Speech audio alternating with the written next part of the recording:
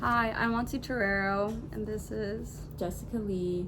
and today we're going to be doing CRE 6, and I'm going to start off by asking Jessica, what's your grieving process? And so like obviously everybody grieves, but like where does your grieving process come from, or like what is it? It's mainly from my mind and a lot through crying. Everything I express through crying. Any negative emotion besides happiness I express through crying. Any overwhelming feeling I have from grieving, I cry. So mostly I think I just cry it out. So you grieve more like emotionally, basically. Yeah. And like, do you see this like is this like something that you like created, or like you observed from somebody else? Like you're like, oh, like that's a good way to like let out my emotions. It's definitely something I created. It's just based off my environment, the way I grew up. I've always expressed my feelings that way, and my parents have always allowed it and embraced it. So that's how I choose to, I guess, express my grief. Okay.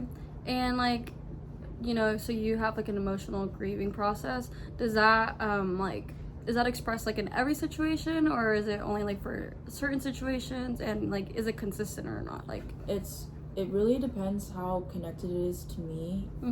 Like for an example, when my grandpa died, I only shedded like 3 tears.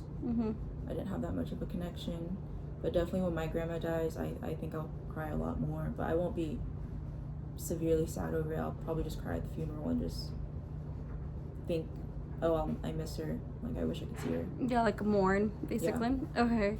And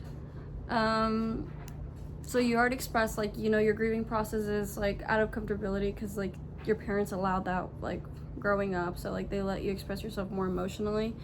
So basically, now moving on, have you ever experienced a disenfranchised grief, which is like grieving over like a situation that isn't like socially acceptable to everyone?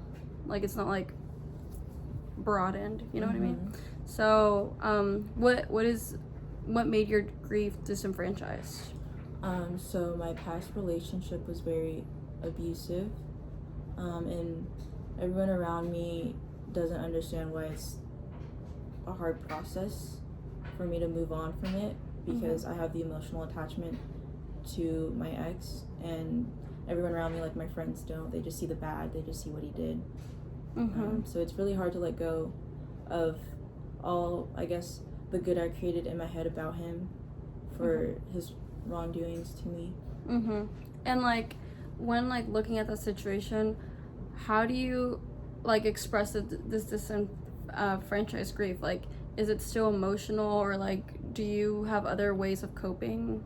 It's definitely still emotional, but since it's a lot more personal, it affects me more, so it does affect me physically. At first I was unable to get out of bed and eat, but there comes to a point where I have like a reality check and I stop giving into like the hopes that I have about it.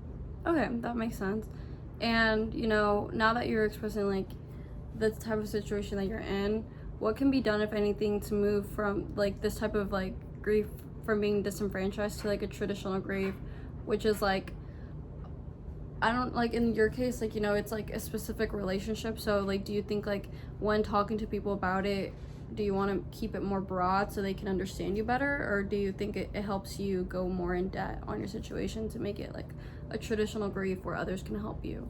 I think it's good to talk about it, especially because like domestic violence isn't necessarily a topic people talk about, especially with like people in their 20s. They don't really think you get into like a domestic violence relationship. So I think it's good to talk about a taboo topic like that. So I'm more than okay talking about it, and it does help me grieve when talking about it, but I think it's really a mind thing for me, just accepting the reality of the situation instead of being like, I'm a very limerent person. I daydream a lot, So I create these scenarios in my head that are like full of hope and like basically all the good I think about my ex. So for me, it's just really accepting the reality and the fact that it did happen and the fact that it was bad. Okay, that makes sense. Well, thank you.